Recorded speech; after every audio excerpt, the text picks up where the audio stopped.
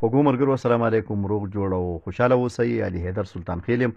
ملګرو نن د سره د سیډ بال په حواله باندې خبرې کول غواړم. سیډ بال یعنی د تخم غونډاری په پښتو کې به دغه نوم موږ ورکو.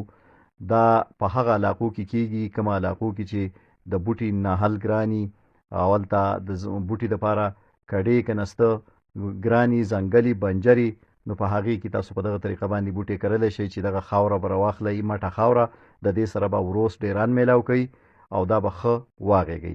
چې کله ښه تیار شي نو تاسو به د دې دپاره د مخکې نه تخم منتخب کړئ چې تاسو په هغه ځای کې په بنجر کې کومه قسم ځنګل کوئ. که دیاري نو د دیار تخم به راوړی وي، دغه شان د نخترو تخم یا بل میوهدار بوټی. لکه اوس ما د دې دپاره د خوبانۍ انتخاب کړی دی، دغه په دې کې زه خرمانۍ لګوم. دا غونډاری به په دغه طریقه باندې جوړ کړئ، په دې په منځ کې به تخم بند کړئ او دا به دغسې کېږدئ. چې کله دا ښه برابر جوړ کړئ نو بیا به یې هوا ته کېږدئ. چې دا کله لږ وچ شي نو بیا به یې هغه علاقې ته ویسئ کوم ځای کې چې دا تاسو کرل غواړئ. نو هلته به یې ځای په ځای باندې وغورځوئ په مختلفو بنجرو پولو کې.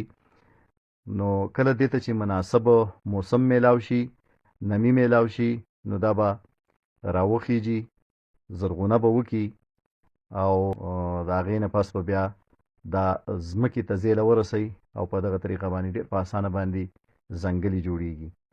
نو دا ډېره ښه طریقه ده، اسانه طریقه ده، زیات تکلیف پکې نشته دی، بس لږه شان خواري ده او د هغې سره بیا ځنګل په خپله جوړیږي.